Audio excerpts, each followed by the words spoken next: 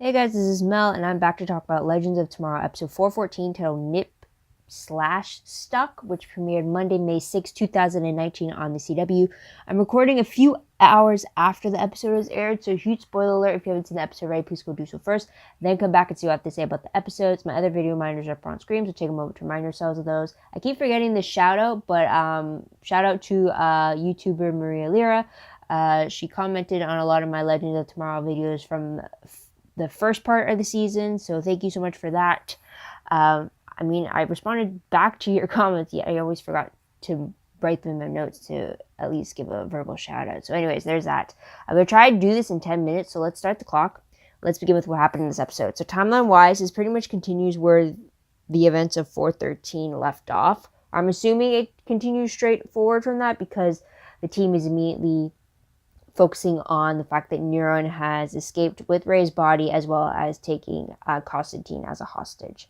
So there's that. The episode reminder is the fact that we see Neuron pulling the strings for a lot of different portions. He has the legends falling into his trap. He has Constantine doing what he needs to be doing. And then he has the Time Bureau under his fingers as well, which leads him to being the villain of the episode, being Neuron himself. So there's that. Episode breakdown, I would say 3 different storylines, again, all connected to Neuron in some way. First one being stuck in the Ice Age. Second one being Time Bureau conspiracy number 2. And then we have the third one being stabilizing vortex. So with the first storyline, we have stuck in this Ice Age, and we have the Wave Rider being trapped under ice after Neuron tricks them into starting an avalanche. So we'll see how they deal with that. Second storyline has, first we start off with Nora starting her enrollment process of being a time agent, so like getting your photo ID and then going through all the new hire paperwork. So there's that. And then we see Gary coming in, who's under Neuron's influence due to his evil nipple, and he's trying to get all the other time agents under his control through the evil nipple. That includes Ava and Nora. So Mona's the only one, or the last one, I guess you can say. She's trying to figure out the mystery behind all this. So there's that. Now, number 3 was stabilizing vortex. We go back to 55 BCE, and this is where we meet Constantine's ancestor, or his doppelganger, you could pretty much say. And we get to see a little bit of an origin story for his lineages as magic, how at first it grew stronger because of the fear it gathered.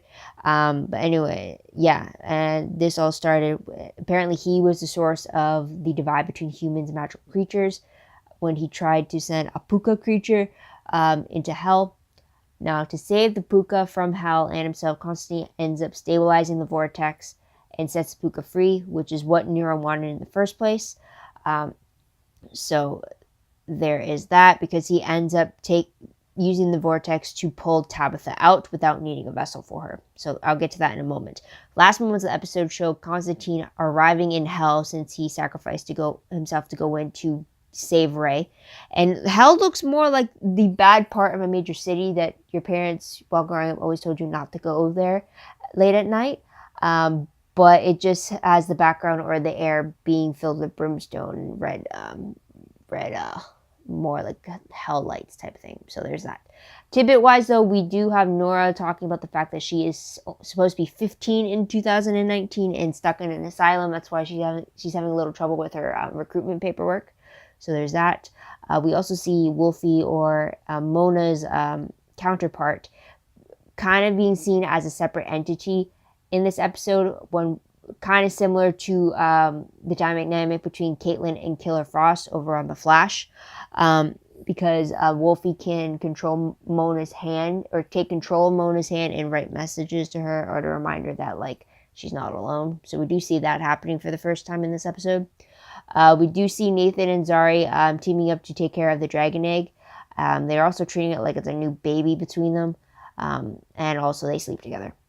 So there's that. So most shocking moment of the episode would the fact be that Tabitha ends up being the fairy godmother from episode 402. So that was a shocker there. I thought it was going to be someone we haven't seen before, but turns out it isn't. It's someone we have seen before. And yeah, so that was quite a shock there.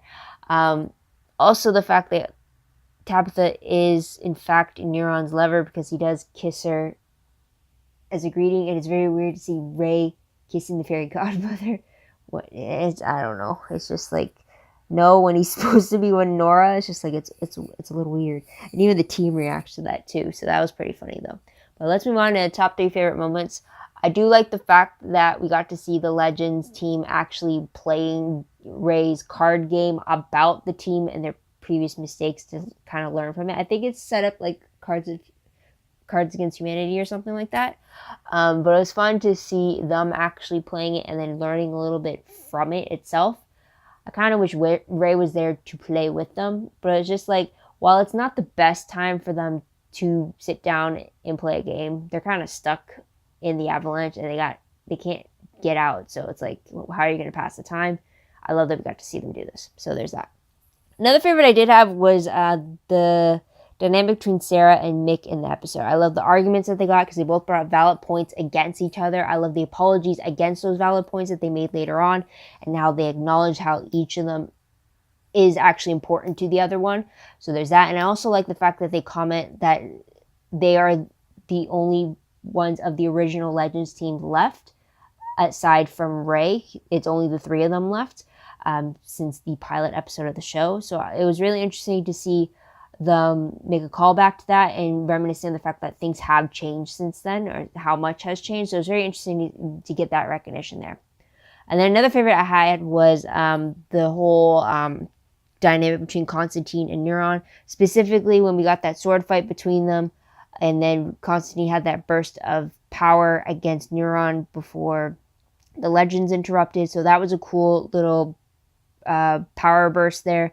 It was also great to see Constantine always standing up to Neuron and being defiant against him when he was being his prisoner, or when he was a prisoner of his own ancestors' actions. And it was just very interesting. And then Neuron just like taking his like saying, all right, I'm going to give you time to see the error of your ways, and I'm just going to sit here and watch you realize this. But it was a very interesting dynamic between the two of them. And it was very interesting to see Neuron in the former Ray performing that. So it was very interesting there, because it's very different from how Constantine would usually react to Ray, the happy-go-lucky guy, right? So it was very interesting.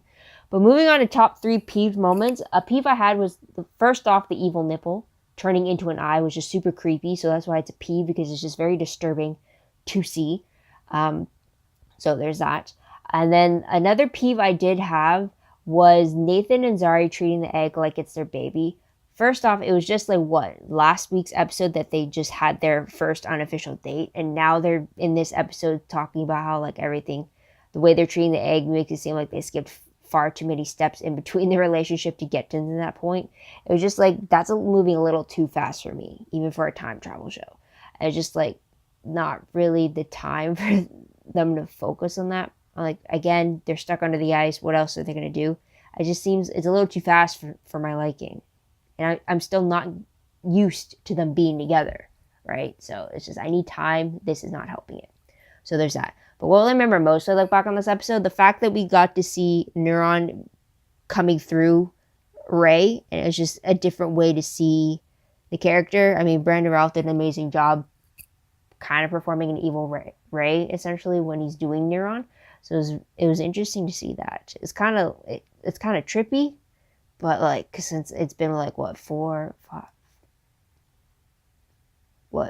5 years since we've known Ray, 4 years from here, and then season 3 on Arrow, and then I can't remember what season of Arrow Legends split off from, but yeah, you get what I mean. So there's that.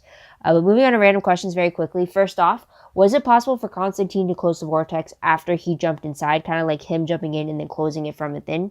Wonder if that was a possibility. Another question is, if Constantine was able to use magic to stop Neuron from hurting Ray's body by turning that knife into a feather, then why didn't Constantine use his magic to disable Neuron's ability to teleport? Because I feel like if he was able to do that, then that avalanche shot that Mick authorized would have worked on destroying Neuron and Constantine, but it would have served the purpose that Constantine had goaded them into doing, right? You know what I mean? So there's that.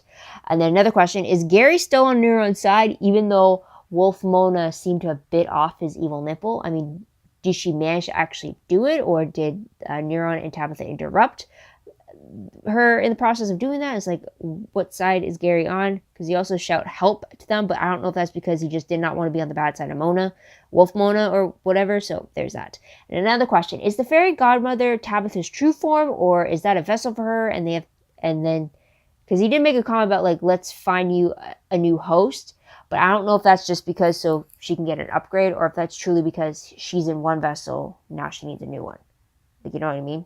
So there's that. But let's move on to predictions very quickly. Based off the promo for 415, I see Neuron enticing people to download his app, which forfeits their soul in the fine print of the contract to download the app. So the team is trying to rush against that.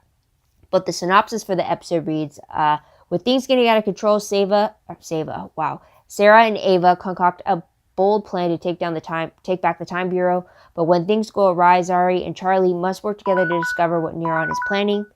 Elsewhere, Constantine is given a tough choice on who to save from hell. We also to star in the episode is Mona, or Ray / Neuron, Mick, Nathan, and Nora. So there's the timer as well. But with that synopsis already there, Constantine already being in hell, that's going to be the familiar faces we see.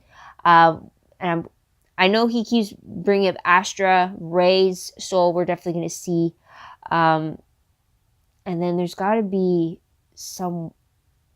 more people that have been sent to hell that we're going to see. It can't just be those two. Does Desmond count even though he's back in his body again? Like, I don't know. But very interesting to see which familiar faces we're supposed to see. So that's going to be exciting there. But otherwise, that is pretty much it that I have to say about the episode. But what did you guys think of the episode? What did you guys like about it? What do you think will happen next? Let me know in the comments down below. Love to hear your thoughts, theories, and predictions about all that. Also, don't forget to like this video, subscribe to my channel, check out my other videos if you haven't done so already. If you want, check out my Tumblr page. The link for that is down below. I read blog promos, web clips, quotes, gifs, synopses, news, all the good stuff, all found in one place. Go check that out. Also, WordPress account, link for that is down below. Everything I post online is connected to WordPress. A little more organized, a little more detailed, but again, a work in progress as well. But that is pretty much it, guys. Thank you so much for tuning in. Thank you so much for your patience. I hope you come back next time to see what I have to say about the next episode. There's only 2 episodes left of the season. So we're going to soon find out how the season ends. But until then, guys, this is B. Mel, wish you all a great day, great week everywhere. Bye for now.